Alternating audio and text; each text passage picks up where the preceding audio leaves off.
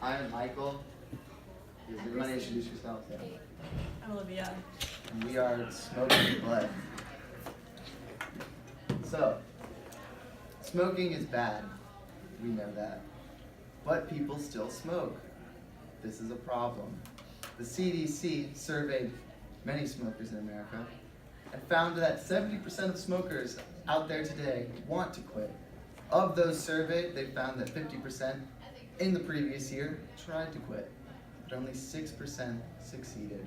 Wow, that's a terrible rate of success. Let's do something about that. That's what we're here for.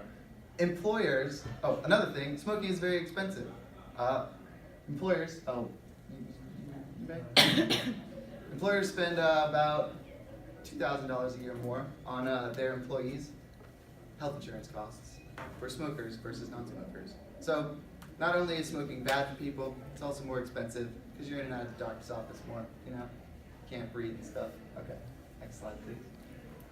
So our solution is once someone decides to quit, they come to our app.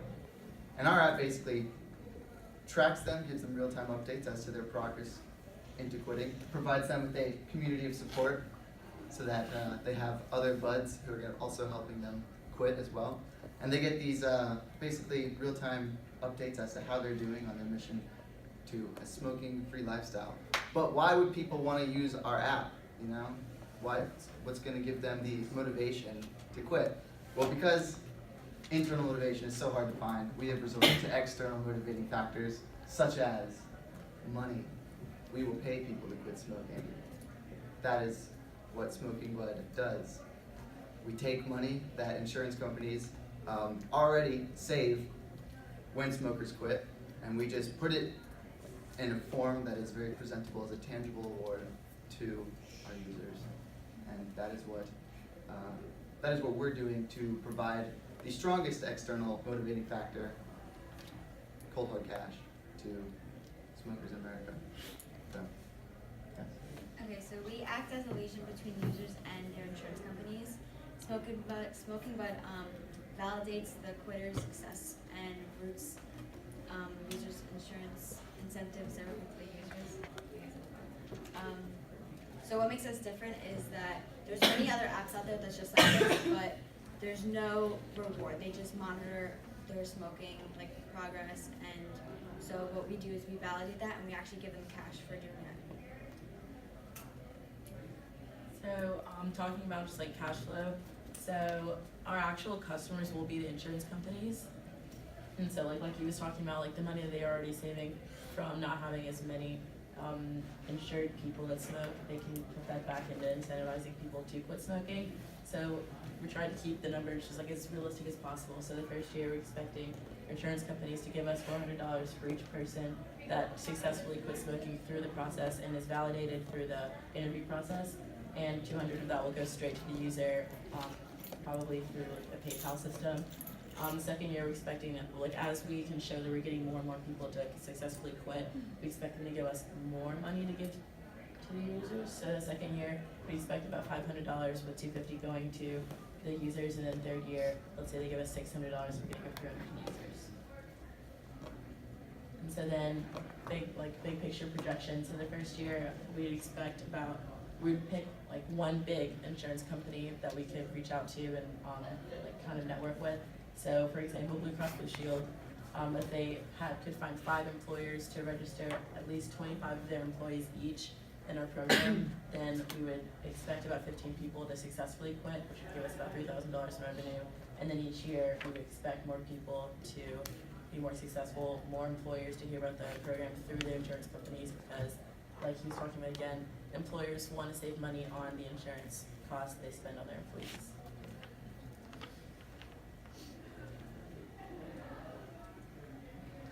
Any questions? Yes. So what's to stop somebody who doesn't smoke from exploiting this process and making some free money? Would you like to handle this? Okay, so I guess we probably didn't touch on it very much. So there's a whole interview process. So when you contact your employer saying that you want to register for the program through the insurance company, you interview with one of their representatives to like assess your health as you are and like to make sure that you really do smoke. And then at the end of the program, when you've like gone through the tracking your progress in the app and you've decided that you've successfully quit, you'll come back in for another interview and they'll like assess your vitals, things like that, and so they'll be able to validate that you didn't just sign up and ask for money. So, yeah. So as far as like getting started, like once you start, how would you track if somebody had like a relapse or like smoked one cigarette or something? So something that we didn't really, Yeah. I forgot to mention, is that when you sign up, you get this fancy wristband, and it's basically like you can't take it off, you know, unless if you take it off, then we know that you take it off. And what it does is it monitors a series of vitals, you know. I'm not a medical professional. It basically lets us know if you smoke. We did it. Or sorry. No, I was, take it. You got it. We so the wristband's supposed to be set up to measure like a combination of 3 vitals. As of right now, more science would be added, but right now we're looking at air quality around like in your immediate area in combination with heart rate and I think blood pressure we said. And so with a spike in hopefully a spike in your blood pressure and heart rate combined with decreased air quality all at the same time would signal the app, like signal the wristband, which is sending the app that you started smoking. And so the app will keep track of how often that happens during the day and things like that. Yes. What's to stop them from giving the wristband to someone who doesn't smoke to like fake it, you know? Well, during the interview process, we can watch them put it on, and it'll just tell us if they take it off. It's like a house arrest ban, but voluntarily. And then another thing is, so part of our like target user is the young smokers that do actively want to quit, not just people who smoke in general. So it is pretty dependent on self-control, but if you're enrolling in the program, it's supposed to be because you're trying to quit, you just don't have the motivation, you need something to keep you accountable. So, yes. Obviously, healthcare companies want to make a profit, and smokers, if unaccounted for, cause quite a problem. Do they already account for that by just hiking the prices? I'm Sorry, sorry. can you speak? I did not hear Oh, you. sorry. I'm sorry. So, health insurance companies obviously want to make a profit, and smokers, if unaccounted for, would put a nice dent in that. So, do they already hike the prices to account for that, or is it just Health insurance companies, basically, the more healthy people that are insured, the more money the health insurance company makes. So they want to incentivize people to make more healthy choices, because the more unhealthy the people who they have enrolled, the more they have to pay for medical costs and subsidize those for their users. The insurance companies spend a lot more on people that smoke than they do on non-smokers. So like, what do you define as like quitting? So would I be able to quit and then turn around like a few months later and get some more money? Like, how would you prevent that? Or like, just quitting? It's an excellent question. So for defining quitting, basically when you start in the app, you put in kind of like when you start with like MyFitnessPal like type thing, you put in like your current like I guess settings and then like what your goals are. Yeah, current habits and goals. And so like let's say for you, maybe you don't want to completely quit, maybe you just want to get down like once a year at a day. So then the app would kind of like assess how much money we give you for just doing that, because it's like how much money you would save your employer and insurance.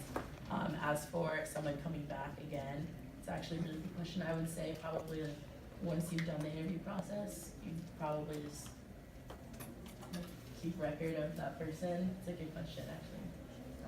Yeah. We'll take that into Yeah, consideration. thank you. Did you guys do any, and I understand this is probably a hard thing to figure out at this stage, but this thing that you're putting on everyone's wrist sounds expensive. Do you have any concept of how much those would cost? So yeah, so we kind of like cross-reference with some other like current wristbands that measure heart rate already, and then like different devices that are like in the works for measuring blood pressure.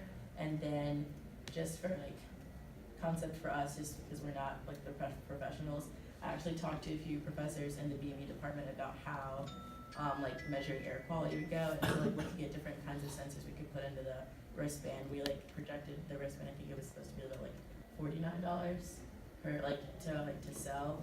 So And it occurs to me, you're not selling it either, Yeah. you're just letting them use it. Yeah. We've also and then you considered take it back. taking them back when they Right. leave the program.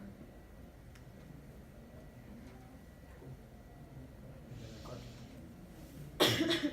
I think that's it, I think we're out of time.